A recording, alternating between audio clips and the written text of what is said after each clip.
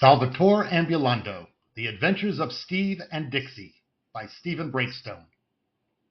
The following was written on the back cover of my journal before I left New Orleans. Remember, when you are hot, sweaty, smelly, hungry, scared, cold, tired, and depressed, this is what you want. You have everything you need on your back. Remember all those great moments. This is for me. Don't forget the power of the mind, the will. You can do anything you want. Reminder, the following are entries into my recorder and my written journal. June 14th, 1986, New Orleans, Louisiana. It is 7 a.m. and we are leaving Eric's house on St. Roch. Dixie, let's go.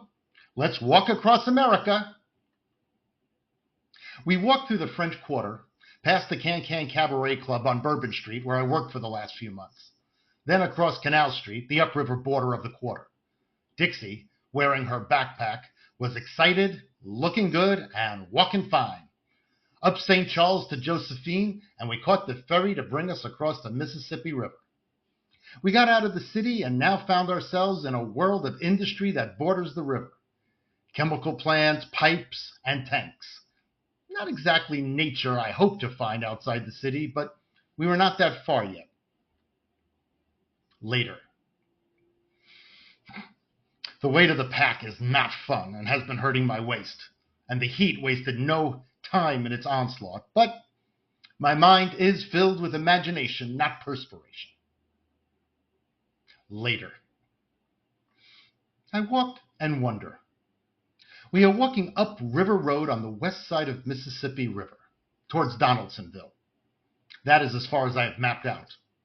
My mind at this point continues to wonder and imagine because it has no real experience to base any real thoughts about anything.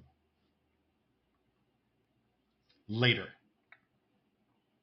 For the last few months in New Orleans, it has rained sometime during the day, every day. Anything from a light drizzle to a driving rain.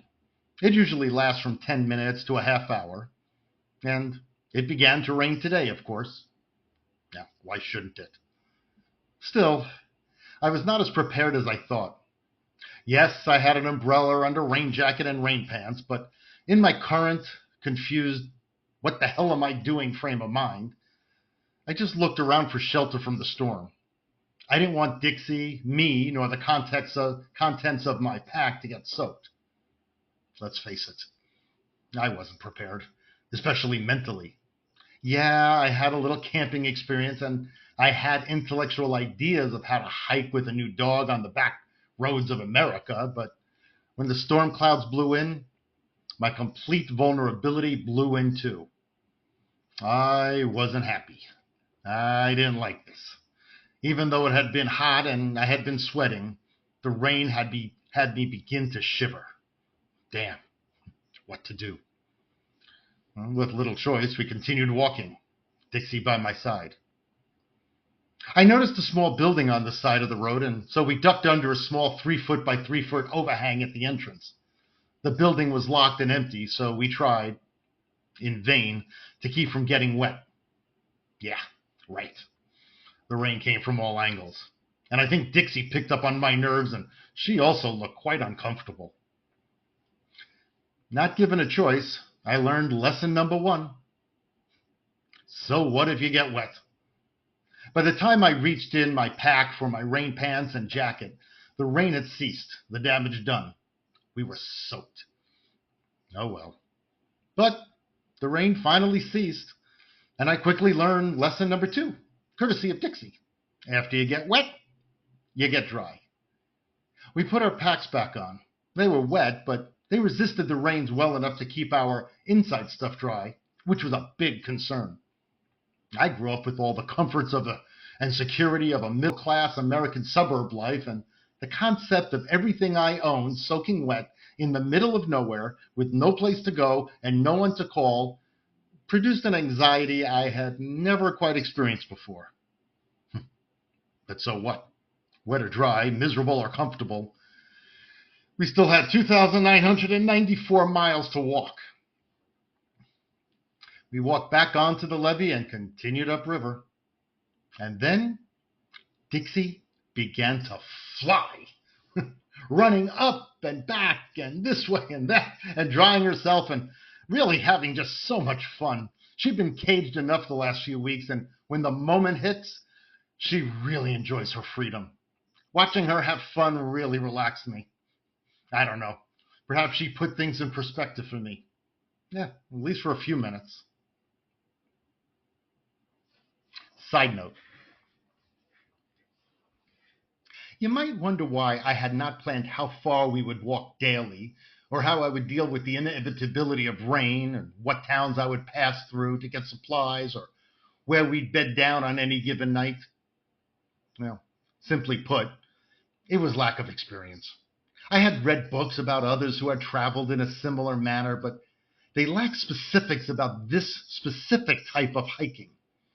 I had looked at maps and saw where the towns were, but I was young and inexperienced and didn't know what I didn't know. I researched gear, read about camping and survival techniques, and had gotten myself into shape, but some things I knew I just had to learn as I went. Also, I was ignorant and idealistic. I figured I would figure unknown things out as I went along. No problem, was the thought I had from the comfort of my apartment. But as soon as I walked a few miles and had no home or van to go to at the end of the day, or week, or month, I quickly began to realize how uncomfortable I would be with so much missing information. I was naive. I was also without my former teammates, my partners Mike and Karen, to consider and prepare for the specific challenges I would confront walking up the Mississippi River in June. Later. I got to the Bridge City Motel at 6 o'clock. I decided to stay in a motel for my first night. The idea of being in a motel comforted me the last few anxious hours. But my explaining and pleading did not change their policy of no dogs.